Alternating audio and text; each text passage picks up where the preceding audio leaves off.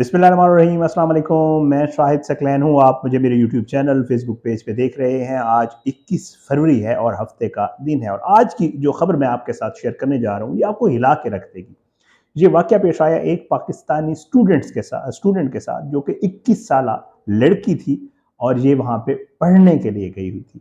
और इसके साथ ये बड़ा खौफनाक वाकया पेश आया। इसने 5 साल एक अजियत में गुजारे, और 5 साल तक उसको ये लग रहा था कि शायद ये केस अब ख़त्म हो गया है और ये मेरे केस का कुछ भी नहीं होना।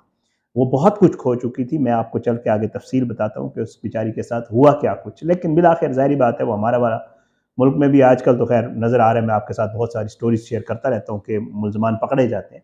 लेकिन वहाँ पे तो फिर आपको पता है कि वो लोग केस को छोड़ते नहीं हैं, उसका पीछा करते रहते हैं, और बिल-आखिर उन्होंने मुलज़िम ने गलती की और उन्होंने उस गलती से उसको पकड़ा और फिर उसको अदालत में लाया गया, और अदालत में अब उसका केस जो है वो आगे है, पसूर है।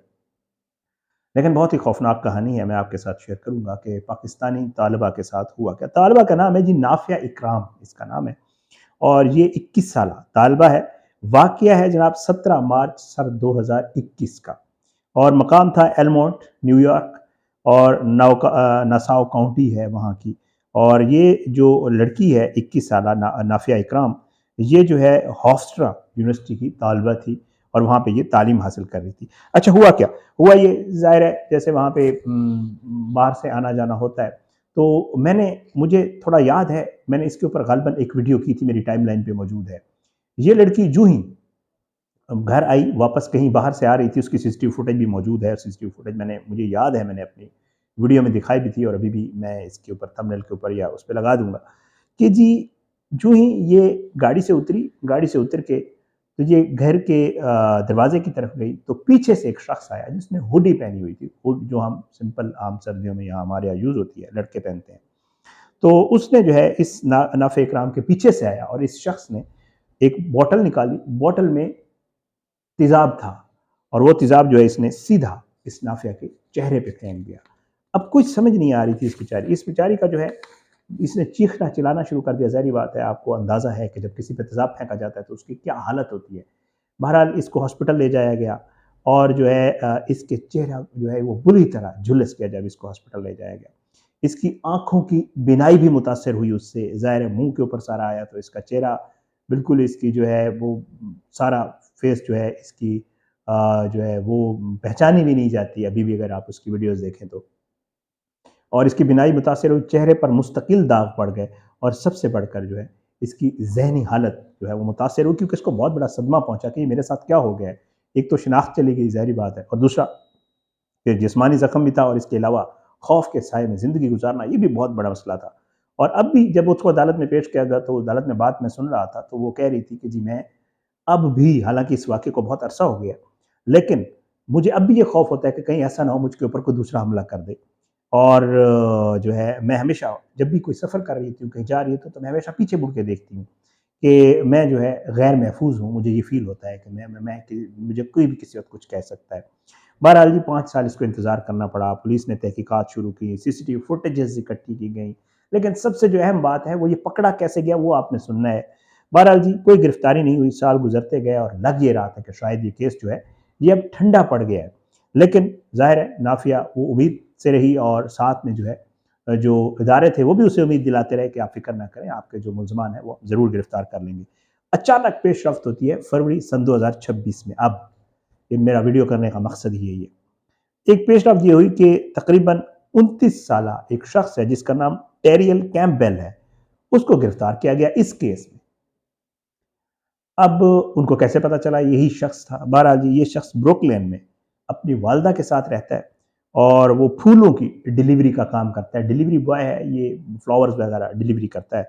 और साथ-साथ जो है वो जो ये म्यूज़िक वाले, इनको रैपर्स कहते हैं, यो-यो वाले जो रैपर्स होते हैं, वो है।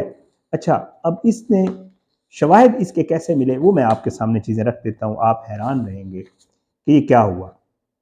प्रोसिक्यूटर जनाब इस केस में जो है एन डोनेली, उन्होंने अदालत में इंकशाफ किया कि जब ये हमला हुआ था, अब इन्होंने उसको पकड़ा कैसे, अब खुद सोचें। ये होता है कि किस तरह इदारे काम करते हैं और किस तरह ये लोग तफ्तीश करते हैं चीज़ की। वो कहते हैं कि जिस दिन ये हमला हुआ, तो हमले के चंद मिनट बाद मुलजिम ने अपने इंटरनेट के ऊपर एक सर्च किया, और वो सर्च क्या था, वो ये था کہ میں اپنی گاڑی کے کپڑے سے سلفیورک ایسڈ کیسے صاف کروں. ٹھیک ہے. تو سوچئے، اب آپ خود سوچیں، ایک طرف ایک لڑکی جو ہے وہ اس کے اوپر اس نے تیزاب پھینک دیا تھا، دوسری طرف حملہ آور جو ہے وہ اپنی گاڑی صاف کرنے کے طریقے ڈھونڈ رہا تھا سرچ کے اوپر، سرچ انجن کے اوپر. اور سب سے حیران کن بات، 2 سال بعد جب یہ واقعہ ہو گیا 21 میں، تقریباً سن 2023 میں بتایا یہ جاتا ہے کہ اس نے یوٹیوب پر ایک میوزک ویڈیو اپلوڈ کی. میں نے آپ کو بتایا نا کہ یہ میوزک کرتا تھا، ریپر تھا یہ، جس میں وہ ایک عورت کے چہرے پر تیزاب پھینکنے کی شیخی بگاڑ رہا تھا. کہ کیا یہ مجرمانہ ذہنیت کی انتہا نہیں؟ آپ خود سوچیں. بہرحال تحقیقات جب شروع ہوئیں تو پولیس یہ بتاتی ہے کہ تحقیقات کے دوران ایک سرخ نشان الٹیما، یہ نسان گاڑیاں ہیں اور الٹیما اس کا ماڈل ہے، اس کو جو ہے جائے وقوع کے قریب دیکھا گیا پہلے. آخرکار ایک مخبر کی اطلاع پر پولیس کو ٹیرل کیمپبیل تک پہنچایا. پولیس کمشنر پیٹرک رائڈر کے مطابق مخبر کو $50,000 جو ہے وہ بھی انعام دیا جائے گا، کیونکہ کیس کے پیچھے انہوں نے کہا تھا اگر کوئی اس کی اطلاع دے تو اس کو ہم $50,000 جو ہے وہ انعام دیں گے. بہرحال عدالت میں پیشی ہوئی تو ٹیرل کیمپبیل پر درج الزامات کچھ یوں تھے: ایک اسالٹ کا تھا، اس نے حملہ کیا، دوسرا ہتھیار رکھنے کا جرم تھا، اس کے پاس سے ہتھیار بھی ریکور ہوئے، اور خطرناک کیمیکل غیر قانونی طور پر رکھنے کا جرم بھی جو ہے اس کے اوپر یہ جو چارجز لگائے گئے وہ یہ تھے. اچھا، اس نے عدالت میں کہا کہ میں بے گناہ ہوں، میں نے یہ نہیں کیا، لیکن جج نے جو ہے اسے بغیر ضمانت پر جیل بھیج دیا. اب نافیہ جو ہے وہ خود عدالت میں موجود تھی جب اس کو عدالت لایا گیا. 5 سال بعد آخرکار ملزم اس کے سامنے تھا اور اس نے کہا کہ مجھے خوشی ہے کہ کم از کم غیر یقینی کا جو ایک باب تھا وہ ختم ہو گیا. میں ہر وقت پیچھے دیکھ کر نہیں چلوں گی، اب مجھے وہ خوف نہیں ہوگا کہ کوئی دوبارہ مجھ پہ تیزاب پھینک دے گا. یہ صرف ایک مقدمہ نہیں تھا، یہ میرے خوف کا خاتمہ تھا. یہ اس نے کہا جب عدالت میں ملزم کو بھی پیش کیا گیا اور یہ سارے سامنے آئے تو اس نے یہ بات کی. اچھا، اصل مقصد کیا تھا اس حملے کا؟ اس نے کیوں کیا؟ پولیس اس چیز کو انویسٹیگیٹ اب بھی کر رہی ہے کہ یار، مطلب ایک ہوتا ہے نا کہ کوئی وجہ نظر آتی ہے کہ یار اس کے ساتھ اس کی کوئی پرسنل گرج تھی، یا جیسے ہے مسلمز کے خلاف ایک معاملہ ہے وہ چل رہا ہے، یا اس کا کوئی اور ہیٹ تھی اس کے دل میں اس لڑکی کے خلاف. کیوں کیا اس نے؟ ابھی تک حملے کا مقصد جو ہے وہ واضح نہیں کیا جا سکا. ڈسٹرکٹ اٹارنی این ڈونیلی نے کہا کہ تحقیقات جاری ہیں. کیا یہ ذاتی دشمنی تھی، نفرت انگیز جرم تھا، یا ذہنی مریضانہ سوچ تھی اس کی اپنی؟ یہ سوالات جو ہے وہ بھی ان کے جوابات آنا باقی ہیں.